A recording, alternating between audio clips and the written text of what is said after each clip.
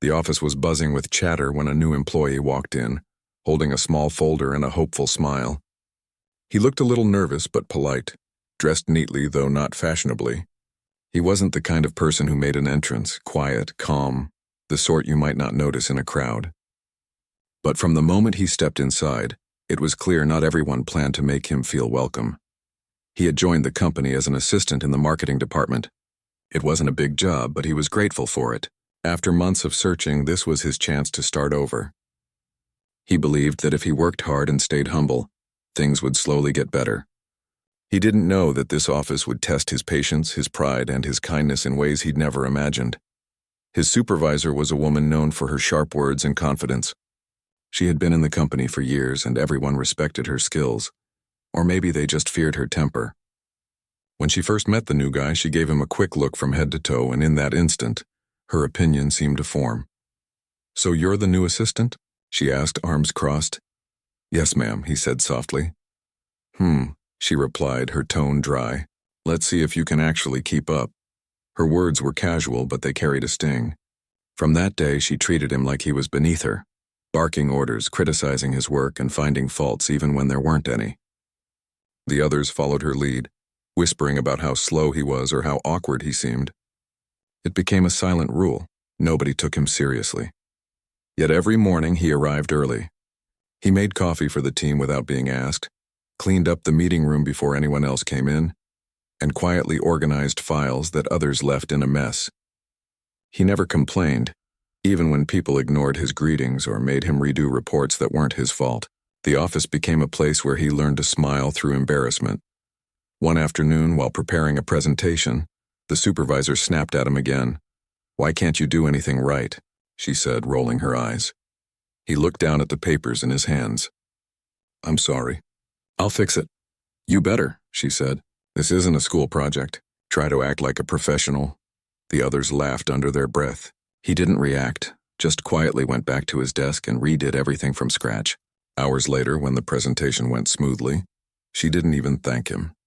She just said, "Finally," as if his work was nothing more than a basic requirement. But behind that calm face, he wasn't weak. He was learning. Every insult, every unfair moment was teaching him how people behaved when they thought no one important was watching. He observed everything: who was kind when no one else was, who pretended, who only cared about power. He kept his distance but noticed details others missed.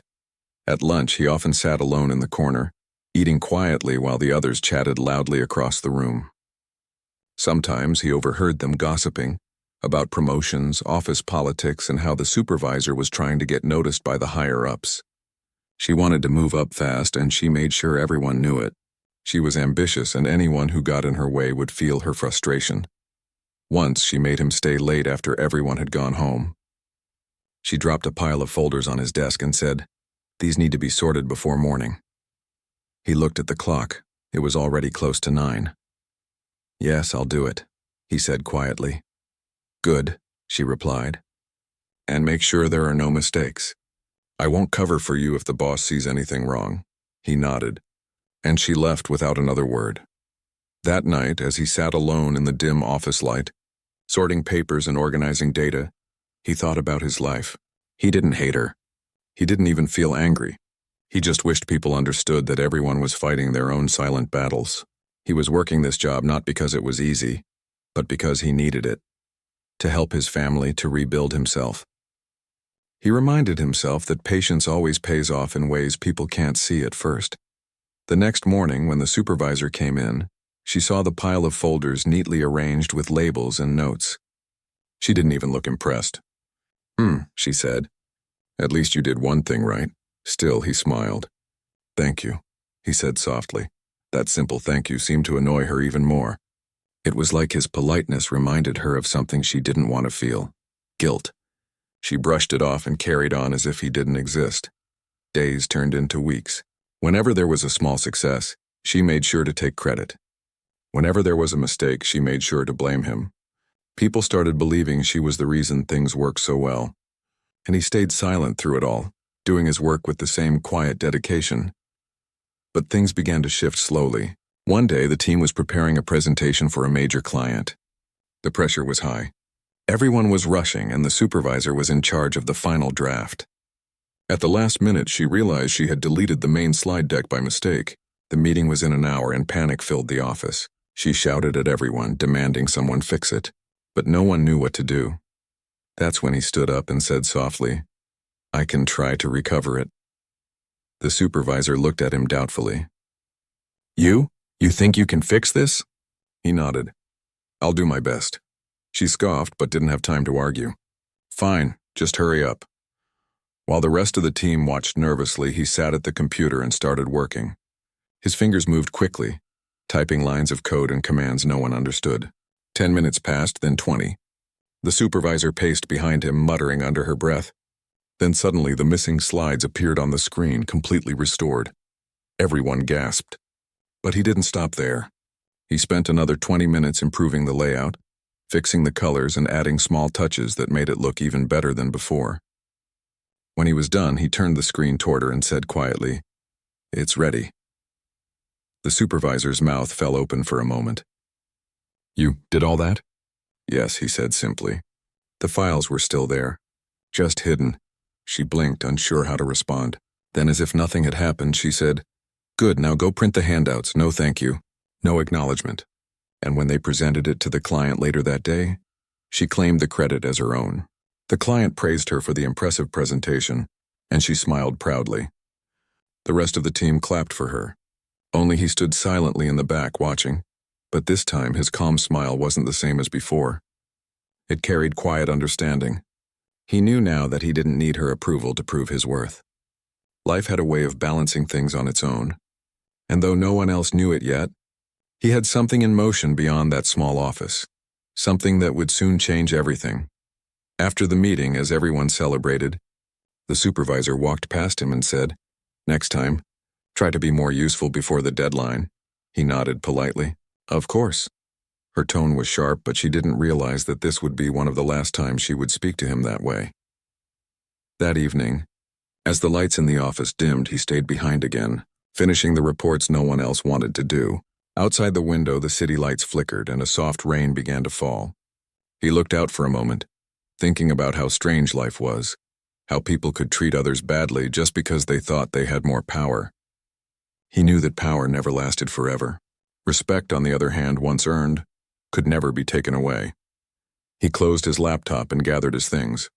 As he walked out of the office, the cleaning staff smiled at him. He smiled back and said, "Good night."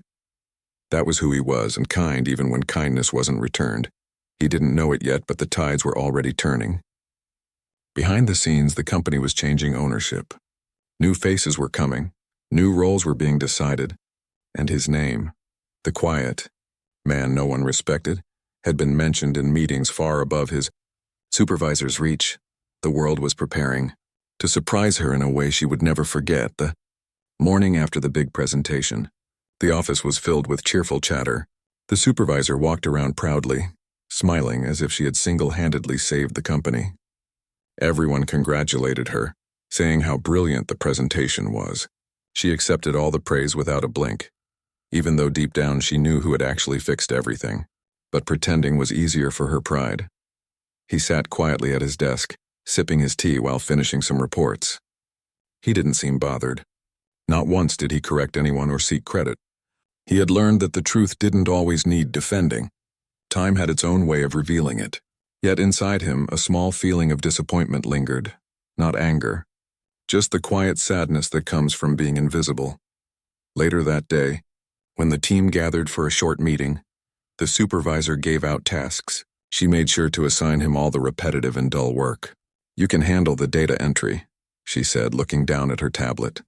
"You're good at simple things." The way she said it made a few people smirk.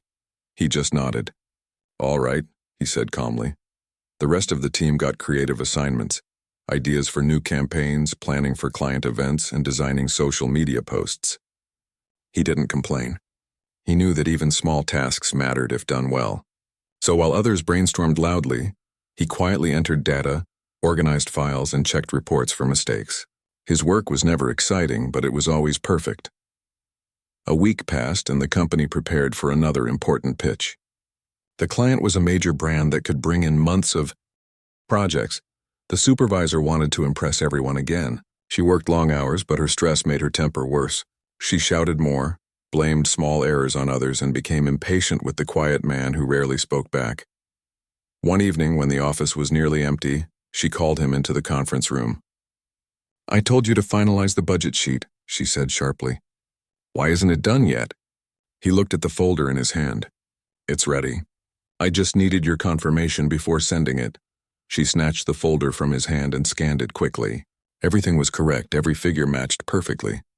But instead of appreciating it, she frowned. "Next time, don't wait for me to confirm. Use your brain," he nodded. Understood.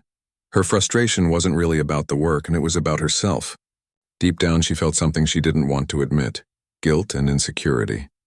She knew she had treated him unfairly, but rather than apologizing, she tried to cover it with authority.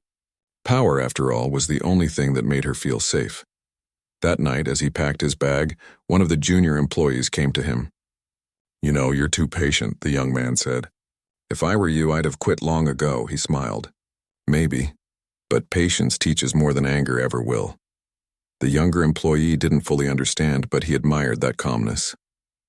There was something peaceful about the quiet man, as if he saw the world differently, as if he knew that nothing stayed the same forever. The next few days were hectic. The presentation was just around the corner. Everyone stayed late at the office. The supervisor barely slept. She double-checked everything except the one thing that mattered most: saving her work. She kept the main slide deck on her desktop, and without realizing it, deleted it while cleaning old files. The disaster happened early in the morning. She came in, opened her computer, and froze. The presentation file was gone. Panic hit her instantly. She called out loudly, "Who deleted it?" Everyone rushed to her desk. Nobody had touched her system. She was shaking, muttering that weeks of work were gone. The presentation was in just 3 hours. The quiet man walked up slowly. "Maybe it's still recoverable," he said softly. She turned to him, her voice sharp. "You don't understand. It's gone." "I can try," he said calmly, "if you allow me." With nothing left to lose, she stepped aside. He sat at her computer and began typing. The office fell silent, watching him. 10 minutes passed, then 20. He worked steadily, checking folders using commands that no one else understood. Everyone whispered nervously, wondering if it would work. After half an hour, the missing file reappeared. But not just the file. It was now perfectly organized, with corrected errors and polished designs. He looked up at her. "It's ready." The whole office burst into surprised murmurs. The supervisor stood speechless. She didn't know what to say.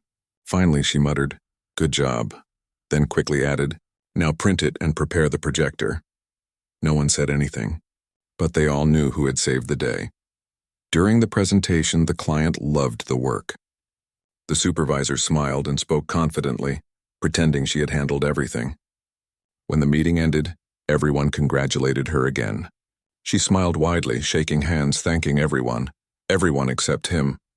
He stood quietly at the back, watching with a soft, knowing look. He didn't need applause. What mattered to him was doing his job well. But something shifted that day. The younger employees noticed. They started going to him for advice. They began asking for his opinion during projects, trusting his calm judgment. Slowly, the office dynamic began to change. Without realizing it, the quiet man had become the person people relied on, not because of authority, but because of respect. Meanwhile, the supervisor grew uneasy. She noticed how people listened to him, how they admired his work ethic. It made her feel threatened. In her mind, respect was something that should belong to her alone. So she tried to remind everyone that she was still in charge. At one point, she called a meeting just to reassert her control. "Let's be clear," she said loudly. "I'm the team lead. All decisions go through me." Everyone nodded, but the energy in the room was different. People obeyed her, but their loyalty was shifting elsewhere. She could feel it, even if no one said a word. Later that evening, she called him into her office again. "You're getting too comfortable," she said. "I don't want confusion about who's in charge here." He stayed quiet, listening. "Do you understand me?" She pressed. "Yes," he said softly. "You're the boss." "Good," she replied, trying to sound confident. "Then act like it." He left the office without a word, but his calm expression never broke. Deep down, he understood what was happening. Power made some people insecure. It blinded them to what really mattered: teamwork, honesty, kindness. But he had no intention of fighting her.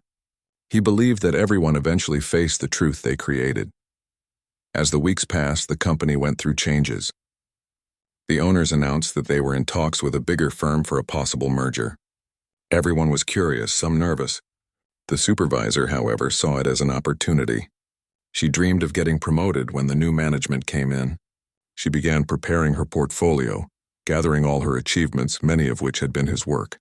One evening, she noticed him packing up early. "Leaving already?" she asked. "Yes," he said. "I have some personal things to take care of." She smirked. "Must be nice having free time when the rest of us are drowning in work." He smiled faintly. "I'm sure you'll handle it well." What she didn't know was that his personal things were meetings with people far above her position. He had been noticed by someone from the new management team after his quiet success stories started spreading. They had watched how he worked, how he handled pressure, how he stayed humble despite being mistreated. They saw leadership in him that went beyond titles. He never mentioned it to anyone. He didn't want attention. All he wanted was to do his best and see where life took him. Back in the office, the supervisor continued to act like a ruler. She was harsher than ever, afraid of losing her spot in the new structure. When people made mistakes, she snapped. When someone suggested new ideas, she dismissed them. The quiet man's absence for a few days only made her feel more confident that she was back in control. But that confidence wouldn't last long. A week later, the company held a special meeting to introduce the new leadership after the merger. Everyone gathered in the main hall, buzzing with curiosity. The supervisor stood proudly at the front, expecting to meet her new superiors and maybe impress them. She had no idea that the biggest surprise of her career was about to walk through that door. The room fell silent when the new operations head entered. He walked calmly, dressed sharply with that same polite smile that had never changed. Her smile froze. Her face turned pale. It was him, the same man she had mocked, scolded, and treated like he didn't matter. He looked around the room, nodding at familiar faces. When his eyes met hers, he didn't look angry. Just calm, kind, almost peaceful. The company director introduced him warmly. "This is our new regional operations head. I'm sure many of you already know him." The supervisor could barely move. Her heart raced as everyone turned toward her, waiting to see her reaction. She wanted to say something, but no words came out. He stepped forward, shook hands with a few people, and then said quietly, "It's good to be back." That moment changed everything. In the blink of an eye, the one she had treated poorly had become her boss. And though he didn't say a word about it, his silence spoke louder than anything else could. The air in the conference room felt thick that morning. Everyone stood up when the new operations head entered. Some looked confused, others surprised, but most were simply stunned. The man they had once ignored now stood at the front of the room, introduced by the company's top management as their new leader. The supervisor, who had spent months looking down on him, could barely breathe. Her hands trembled slightly, hidden under the table. She tried to keep her expression calm, but her eyes couldn't hide the shock. It didn't make sense to her.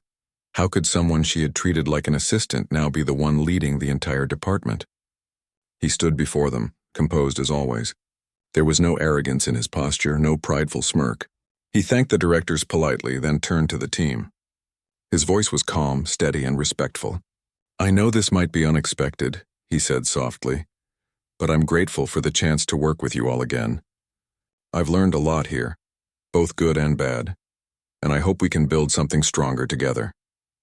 His words were simple, yet they carried weight. People nodded quietly. Some smiled nervously. The supervisor forced a smile that didn't reach her eyes. Inside, her mind raced. She replayed every moment she had belittled him, every rude comment, every eye roll, every time she took credit for his work. Now the tables had turned completely, and she didn't know what to do. After the meeting ended, he walked over to her. She stood frozen, trying to guess what he might say. "It's good to see you again," he said, his voice polite as ever. "You too," she managed to reply, her throat dry. "I know change can be uncomfortable," he continued, "but we'll figure it out together." She nodded quickly. "Of course," she said, forcing another smile. As he walked away, she exhaled shakily. The rest of the team whispered quietly among themselves. They couldn't believe what had just happened. The quiet man they once ignored was now in charge of all of them. Over the next few days, the atmosphere in the office changed. Everyone suddenly became polite, cautious, careful with their words. The same people who once laughed behind his back now greeted him with respect. They complimented his leadership, offered help, and acted friendly. He accepted their politeness with grace, never showing bitterness, but the supervisor couldn't shake her discomfort. Every time he walked by, she felt a wave of guilt and fear. She tried to act normal, but it wasn't easy. She started working harder, trying to prove she was capable, hoping he wouldn't remember how she used to treat him. Yet deep down, she knew he remembered everything. How could he not? One afternoon, he called her into his office. She hesitated before knocking on the glass door. He looked up from his desk and smiled slightly. "Come in," he said. She stepped inside, trying to stay calm. "I've been reviewing the project reports," he began. "You've been handling the client accounts for a long time, haven't you?" "Yes," she said quickly. "I've been managing them since last year." "You've done well," he said, and she blinked, surprised. "There are some areas we can improve, but overall, you've kept things running smoothly." "Thank you," she said, her voice almost trembling. "I want to restructure how we manage campaigns," he continued. "You'll have a smaller team to lead, but I'd like you to focus on creative strategy instead of daily operations." Her heart sank a little. "Smaller team?" she asked. He nodded. "It's temporary. I want to give everyone a chance to grow in the right direction." She understood the message clearly. This was a polite way of saying he didn't trust her with full control yet. But his tone wasn't cruel. He wasn't punishing her. He was simply reorganizing for efficiency. That somehow made her feel worse. His kindness hurt more than revenge ever could. When she left his office, the other employees looked at her curiously. She walked straight to her desk and buried herself in work. But no matter how much she tried to focus, her mind replayed his calm expression. He didn't humiliate her, didn't mention the past, and that made her respect him more even if she didn't want to admit it. In the days that followed, he changed the office in quiet but powerful ways. He introduced new systems, made communication smoother, and encouraged teamwork instead of competition. The environment slowly became warmer. People started helping one another instead of gossiping or competing for attention. Even the younger employees who once felt scared of speaking up began sharing ideas openly. He didn't raise his voice. He didn't demand obedience. Yet everyone listened when he spoke. There was something in his calmness that made people trust him. He led by example, arriving early, staying organized, thanking people for their efforts. He made even small contributions feel valuable. The supervisor watched this transformation closely. She couldn't deny that the office was better under his leadership, but she also couldn't ignore the feeling of shame that grew every time she saw how patient and respectful he was. He could have easily made her life miserable, yet he didn't. That kindness made her reflect on herself more deeply than any scolding ever could. One evening, after most people had left, she noticed his office light still on.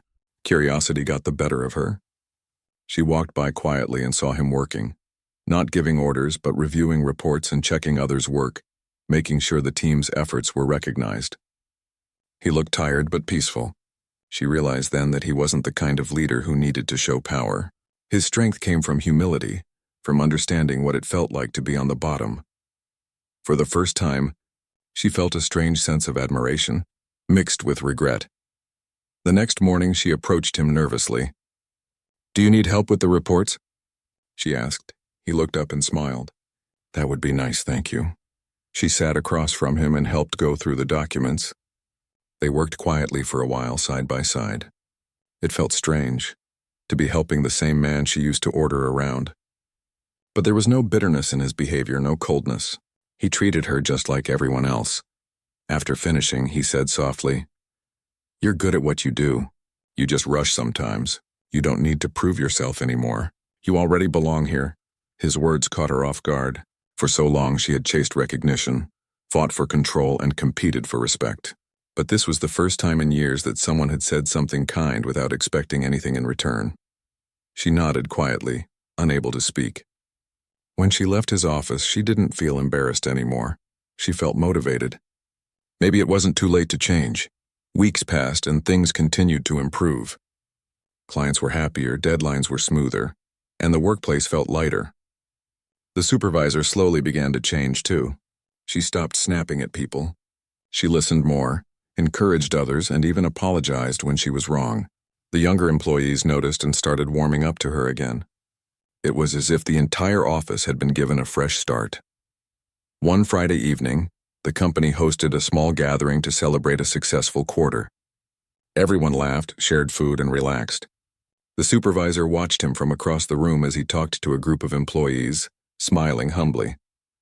There was no sign of pride, no hint of arrogance, just quiet confidence. She finally walked up to him holding a glass of juice. "You've changed this place," she said. He turned to her with that same gentle smile. "We've all changed it together." "No," she said softly. "You did, and I was wrong about you." He didn't reply right away. He looked at her for a moment, then said, "We all make mistakes. What matters is what we do next." She nodded, her throat tight.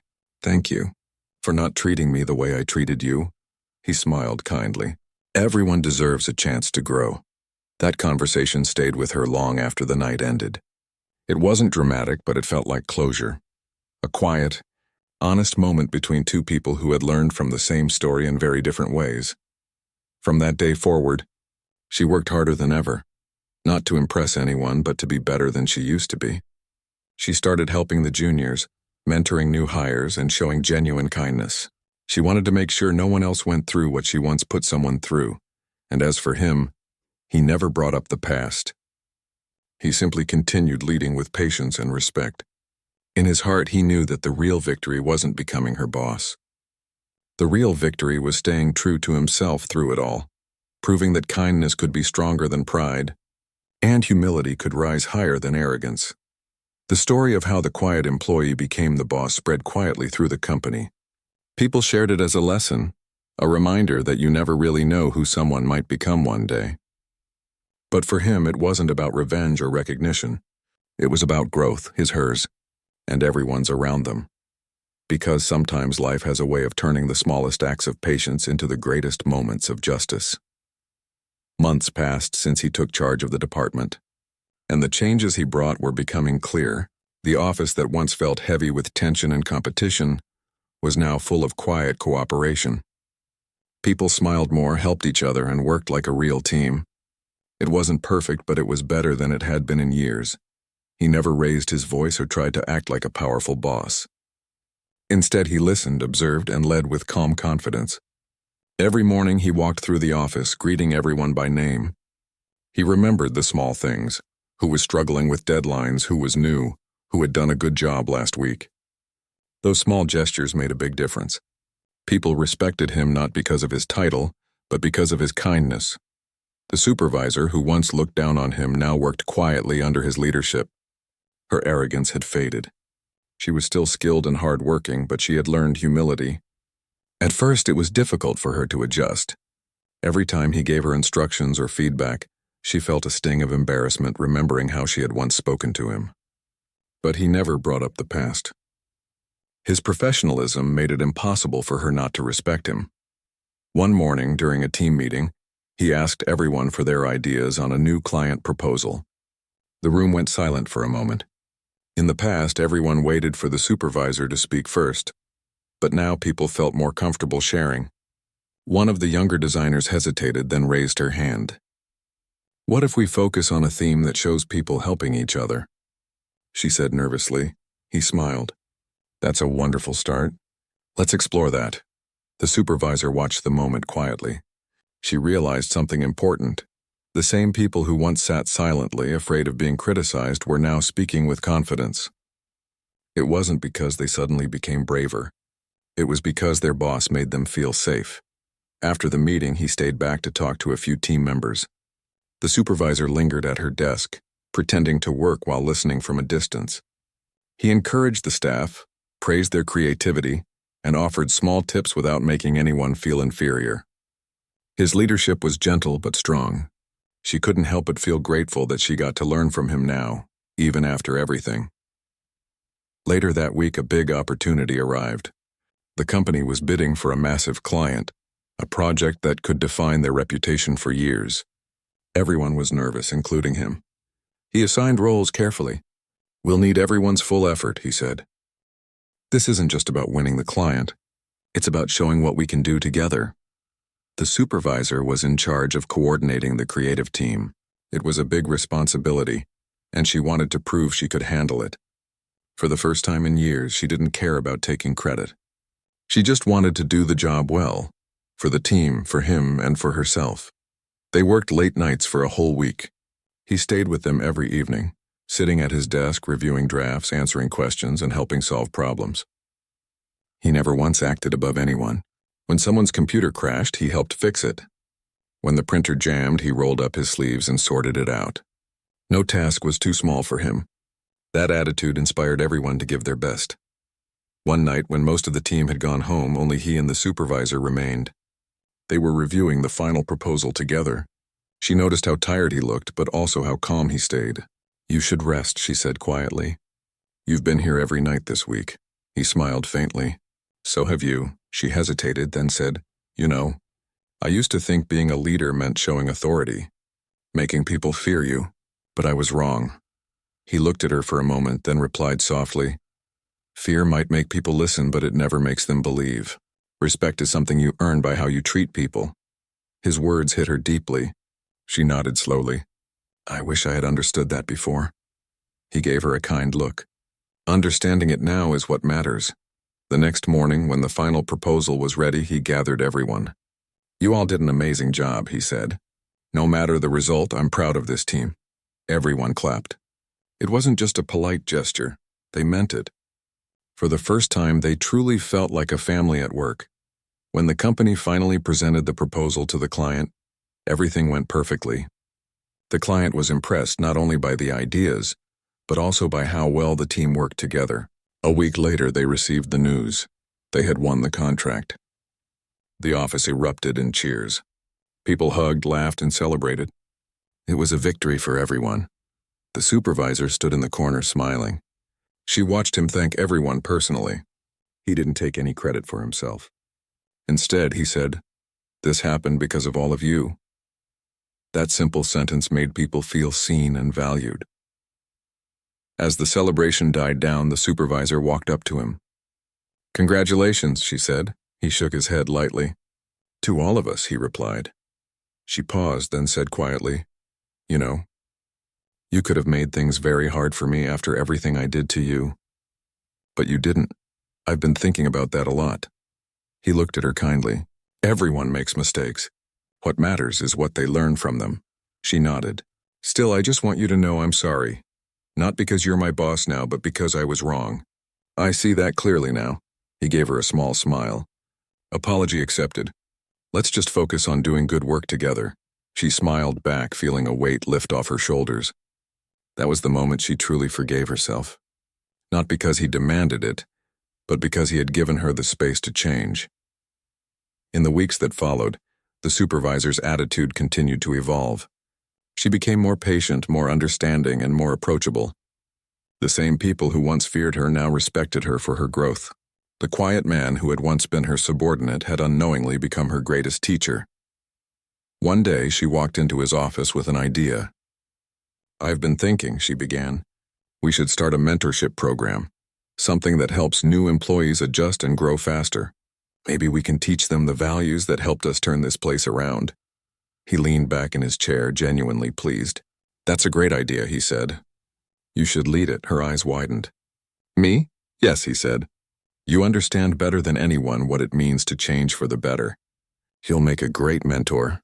She felt her chest tighten with emotion. For years she had chased recognition, but now, this moment felt more meaningful than any award or promotion. "Thank you," she said sincerely. As the months went by, the company thrived. The new culture built around kindness, respect, and teamwork became its biggest strength. Employees stayed longer, clients trusted them more, and everyone worked with a sense of purpose. The story of the quiet man who became the boss spread beyond the office walls. Other departments admired his leadership, and soon, his methods were being used across the entire company. But through all the success, he never changed. He still arrived early, greeted the staff, and treated everyone equally. When someone asked him once how he managed to stay so calm after everything he'd been through, he simply said, "Peace comes when you stop trying to prove your worth and just live by it." The supervisor often thought about that sentence. It became a kind of personal rule for her. Whenever she felt frustrated or insecure, she reminded herself of how far she had come, from a person who led with pride to someone who led with empathy. One late afternoon, as the sun poured through the office windows, she stood by the glass wall looking at the team working together. He walked up beside her quietly. "They're doing well," he said softly. She smiled, "Because they finally have someone worth following." He looked at her. "They follow you too." She shook her head. "No, they respect me because you showed me how to respect them first." He chuckled lightly. "Then I guess we've both learned something." The office lights began to dim as the day ended. The sound of typing faded, replaced by quiet laughter as people packed up to go home. She turned to him and said, "You know, it's strange. I used to think I was the strongest person in this office, but now I see strength in the way you treat people, and how you never held a grudge. That's real strength." He looked out the window watching the sunset. "It's not strength," he said. "It's choice. Every day we get to choose who we want to be. Some people choose power. Others choose peace," she smiled. "I'm glad I finally chose peace." As they left the office together, the hallway lights flickered behind them, marking the end of another long day. But this time the silence between them wasn't awkward. It was peaceful. They had both come a long way, and though their paths had started in tension, they had reached a place of understanding. In the end, neither of them needed to speak about the past anymore. It was already behind them, replaced by something better: mutual respect, quiet forgiveness, and a shared purpose. And sometimes that was more powerful than any promotion or revenge could ever be. A year had passed since he became her boss, and the company had changed in ways no one expected. The once cold and competitive workplace had turned into a place where people wanted to come every day. There was laughter in the mornings, coffee shared during breaks, and small celebrations for every achievement, no matter how minor. The change hadn't happened overnight. It had taken patience, consistency, and genuine care. And at the center of it all was him. He never sought praise or attention. Even when the company's performance reports came out showing record growth, he gave credit to the team. "This is everyone's win," he would say. His humility became the company's strength. Clients admired his calm leadership, and employees found purpose in their work. The culture he built was becoming an example across the industry. The woman who had once treated him poorly was now his most trusted colleague. Their relationship had grown into one of mutual respect and quiet understanding. She had changed deeply, not just at work but as a person. The same pride that once controlled her was gone. Now she valued listening over talking, teamwork over control, and kindness over ego. One morning, as the team gathered for their weekly meeting, he announced that the company's senior management wanted to start a new division, one focused on training and leadership development. "They've asked us to build it," he said, smiling. "And I want you," he added, turning to her, "to lead it." The room filled with applause. She froze for a second, almost unable to believe it. After everything that had happened, he was now trusting her with something that important. "Me?" she asked softly. He nodded. "You've grown the most out of anyone here. You understand what true leadership means. Not from books, but from experience. You're the right person for this." Her eyes glistened with emotion, but she kept her voice steady. "Thank you. I won't let you down. I know you won't," he said. That moment marked a turning point in her life. She poured her heart into the new project, determined to build something meaningful. The division's purpose was to train new managers, not just in technical skills, but in empathy, communication, and trust. She worked closely with him to design workshops, mentoring sessions, and open discussions. Together, they wanted to make sure no one else in the company repeated the mistakes they had once made. The first session took place 2 months later. It was held in the main conference room, filled with new team leaders and department heads. She stood at the front of the room, nervous but excited. He sat in the back, quietly observing. She began. "A few years ago, I thought leadership meant being the loudest voice in the room. I thought power came from control. But I was wrong. Real leadership is about understanding people, their fears, their hopes, and their limits. It's about helping them grow, not pushing them down." Her voice trembled slightly at first, but as she spoke, it grew stronger. The room listened intently. She wasn't lecturing. She was sharing her story, her mistakes, her regrets, and her lessons. There was honesty in every word. By the time she finished, the entire room was silent, deeply moved. Later, as the participants left, several came up to her and said, "Thank you. That really opened my eyes." She smiled, realizing for the first time that her difficult past had turned into something valuable. It wasn't just a memory of shame anymore. It had become a lesson she could use to help others. After everyone left, she found him waiting outside the room. "You did great," he said warmly. She exhaled. "I was terrified at first," he chuckled. "That's how you know you care. Fear only shows up when something matters." They walked down the hallway together and she said quietly, "You know, I used to avoid thinking about the past. I hated who I was, but now, I think I'm finally grateful it happened. Because if it hadn't, I would have never changed." He nodded slowly. "Life has a way of teaching us through people. Sometimes the lesson hurts, but it stays." Their friendship deepened after that. They didn't need to talk about the past anymore. It was understood. Every time they crossed paths at work, there was mutual respect in their eyes. Not the kind built on authority, but the kind that came from shared growth. As time went on, the leadership program became one of the company's proudest achievements. Other firms began to send their managers to attend the sessions. The division she led grew fast, and soon she was invited to speak at a national business conference. When she got the news, she immediately went to his office. "I can't do this without you," she said. "You should come with me," he smiled. "You'll do fine on your own. It's your story. Let them hear it from you." She hesitated, then nodded. "All right, but I'll make sure to tell them who taught me what real leadership means." He shook his head gently. "You taught yourself. I just gave you the space." A month later, she stood on a large stage in front of hundreds of people. Bright lights, cameras, and microphones surrounded her. She looked out at the crowd, took a deep breath, and began to speak. Her voice carried warmth and honesty. She didn't talk about profits or titles. She talked about empathy, forgiveness, and change. She told the audience that the best leaders are those who remember what it feels like to be on the other side of power. The audience responded with thunderous applause. Some even had tears in their eyes. After the event, people approached her, asking for advice and thanking her for her message. For the first time, she felt something she had never felt before. Not pride, but peace. It was a kind of happiness that came from knowing she had made a real difference. When she returned to the office, he was waiting for her. "I watched the recording," he said with a grin. "You were amazing," she laughed. "You saw it?" "I was so nervous." "You didn't look it," he said. "You looked like a leader." That night, as she sat in her car before driving home, she looked at the company building glowing in the evening light. Memories flooded back. The first day she met him, the time she snapped at him, the way she had treated him when he was quiet and overlooked. It all seemed like another lifetime. She smiled to herself, realizing how far both of them had come. Weeks later, the company announced its biggest achievement yet, an international partnership that would take their business to a global level. Senior management decided to promote him again, this time to a position overseeing multiple branches across the country. It was an incredible step forward. When he called her into his office to share the news, she was genuinely happy for him. "You deserve it," she said sincerely. "No one could lead this better than you."